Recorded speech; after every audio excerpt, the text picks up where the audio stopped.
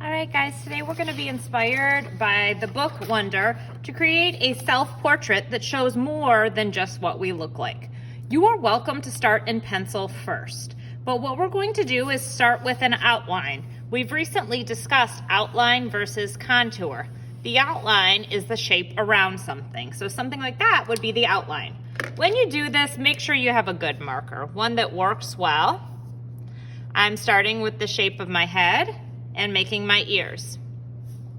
I'm adding bangs because I have bangs and I want it to look like me.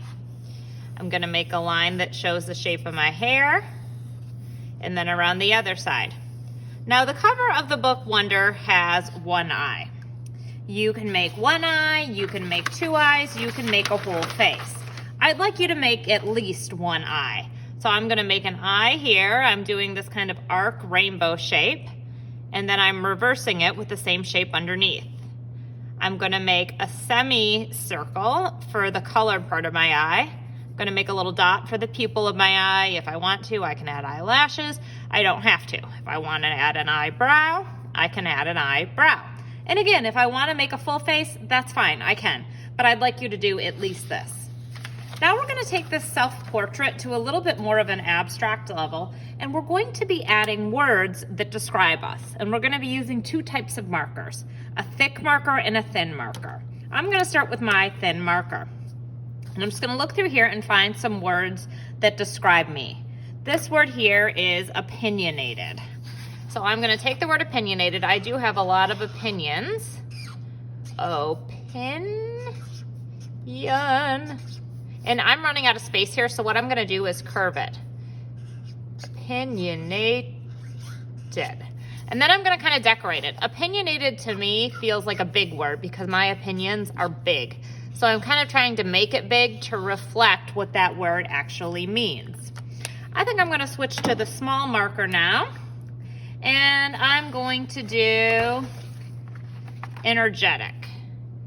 I feel like I'm less energetic than I am opinionated. So I'm making that word smaller. And I'm gonna make swirly lines because to me that feels like it has energy. So I'm kind of trying to decorate and use lettering that reminds me of the word. I'm going to add artistic, and I think I'm pretty artistic, so I'm gonna use my bigger marker and I'm gonna make that word a little bit bigger, and I'm gonna make it like curly Q. So my A looks like that. R.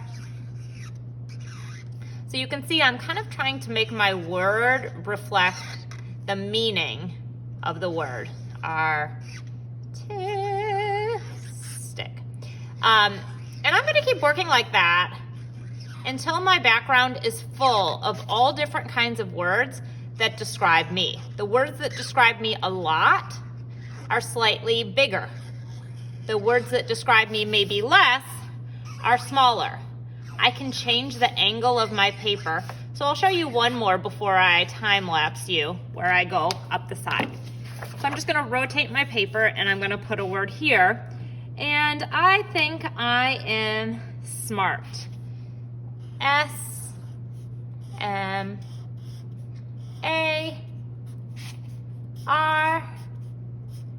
So you can see I changed the angle of it. And maybe I'll make a little light bulb decoration there to show I'm smart, because to me, smart means you have ideas, and I do have a lot of ideas. Maybe I'll make some lines that kind of move around, that kind of draw the eye around the paper. And I'll time lapse you while I fill the rest of my background with words that describe me.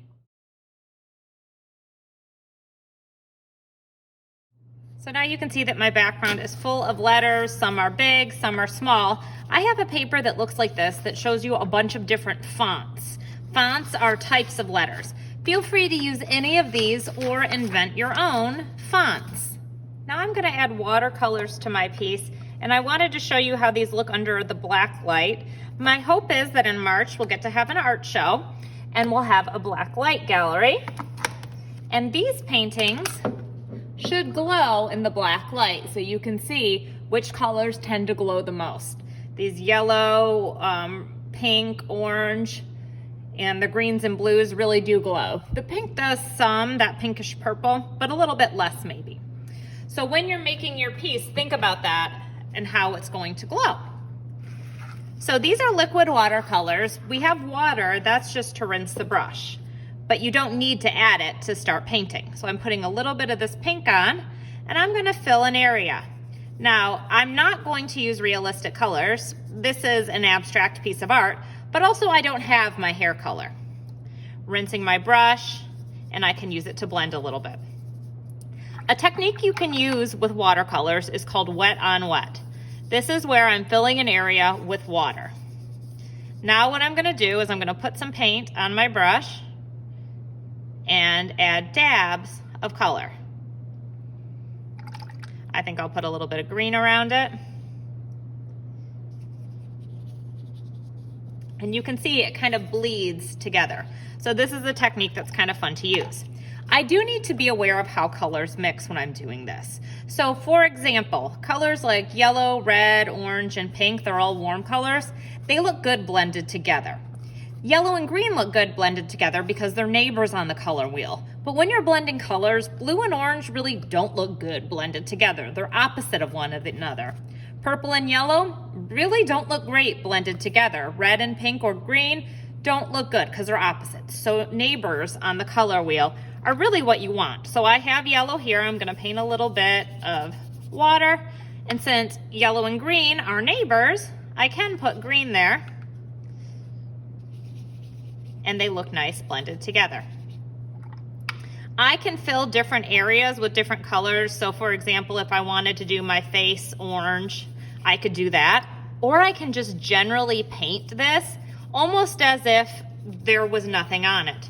So I can just fill it with color if that's the way I want to do it. Again, just being aware of how colors blend. When I'm painting, I'm always remembering that my paintbrush is like a ballerina. Ballerinas always dance on their tiptoes. They never ever scoot around on their bottoms. So when I look at a paintbrush, these are the tiptoes, that is the bottom. If I'm on my bottom, that is booty scooting. If you're booty scooting, there's a really good chance that your paper is going to rip. So I want to stay on the tiptoes of my paintbrush as I'm working. And I'm just filling my whole paper with these neon colors. When I'm done, I can show you how it will look under the black light. So I'll hold it up quickly for you here so you can get a little sneak preview. So you can see that it really does glow, and certain colors tend to glow more, but I am getting that glowing effect overall. If I want to, I can take a color towards the end and I hold my brush parallel to it and kind of splatter little bits of paint on it. Another technique I can use is called salt painting. That's where while my watercolor paint is still wet, I take a little bit of salt and just sprinkle it on my paper. What happens is that the salt absorbs some of the paint and it leaves almost a little bit, it looks like crystals on my paper. So what I'm gonna do is let this dry, and once those crystals have formed, because the paint needs to dry first, I'll show you what happens. But again, this only works if your paint is still wet. So I wouldn't do this when my paint is dry. I need to add just a little sprinkle. It also doesn't work if you put salt on it and then repaint. So you paint it, salt, then leave it alone. So mine's ready for drying, and I'll give you one more little sneak peek of how it looks glowing. Pretty cool. All right, guys, my piece is just about dry, and I'm gonna put this down for a second and bring it close to you. You can see right there that texture I'm getting. That's from the salt. So if you want to add salt, it makes that kind of crystal looking texture. And you can see that the colors that really, really glow the brightest, that yellow is nice and bright, that orange is, the pink is really bright. You can really get some nice results. And we'll put these in a glow gallery around the school. And I'm hoping we get to have a big art show, but if nothing else, we'll get to see it glow in a glow gallery.